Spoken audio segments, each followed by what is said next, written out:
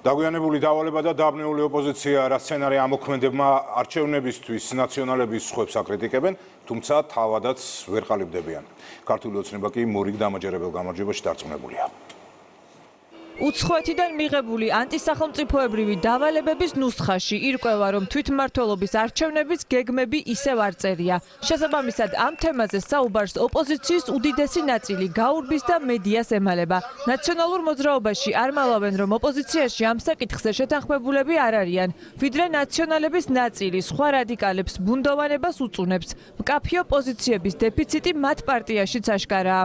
ყველა მიცით ისედაც რომ პოლიტიკურ ჯგუფებს შორის არსებობს არა კაფიო პასუხი ამ საკითხთან დაკავშირებით. არარელევანტურად მეჩვენება ამ თემაზე საუბარი.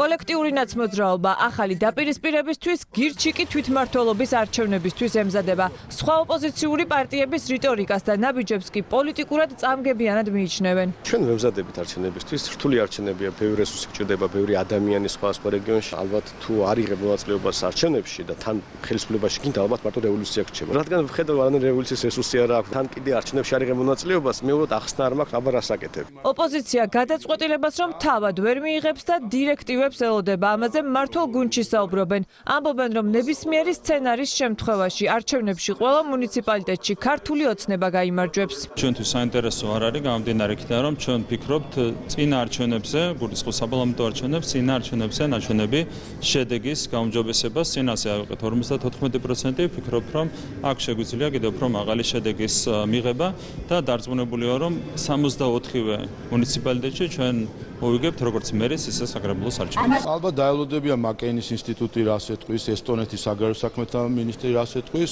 და დიდი ალბათობით ვარაუდებ, რომ ლიტვის საგარეო საქმეთა მინისტრის აზრსაც მოისმენ. ქართველი ხალხის აზრი რომ მათთვის მნიშვნელოვანი არ არის, ეს ვიცით. მე რამდენჯერმე საჯაროდ ვიკითხე, ვისი ფულით დადიან ამ ტურებში, რომ იყვნენ ბალტიისპირეთში, სკანდინავიის ქვეყნებში, აღარ გვაქვს პარტიული დაფინანსება და დეპუტატის ხელფასია, ხო წუწუნებენ, ანუ ფული არ გვაქვს. ვისი ფული დადიან? აი ვისი ფულითაც დადიან და ვინც ფულს უხდის, ის უკვეთავს მათ მუსიკასაც და ის უკვეთავს მათ საარჩევნო პროგრამასაც და არჩევნებში მონაწილეობა არ მონაწილეობა. ჩვენი დამოუკიდებლობის გამოცხადებიდან 34 წელს ყავს პოლიტიკურ ლანდშაფტში პოლიტიკოსები, პარტიები და არაკომერციული ორგანიზაცია NGO-ები, რომლებიც არიან ჩვეულებრივად უცხო ქვეყნების და ჯგუფების ინტერესების გამტარებლები საქართველოში. ოპოზიცია საერთოდ არ არის ჩამოყალიბებული გახდეს საქართველოს კონსტიტუციის დემოკრატიული სისტემის ნაწილი, თუ იყოს სისტემის გარეშე ეგრეთ წოდებული ქუჩის რევოლუციის მოძრაობა. ერთადერთი მათი გადაწყვეტილების, ასე ვთქვათ, განსაზღვრელი მიიღებენ თუ არ მიიღებენ არჩევნებში მონაწილეობას იქნება გარედან გაკეთებული, ასე ვთქვათ, შეკვეთა მათზე. უკვე რამდენიმე კვირაა რადიკალები ვერ ახერხებენ საკუთარ გადაწყვეტილებაზე მკაფიო პოზიციის გამოხატვას. უცხოეთიდან მესიჯ ბოქსი კი ძალიან აგვიანებს.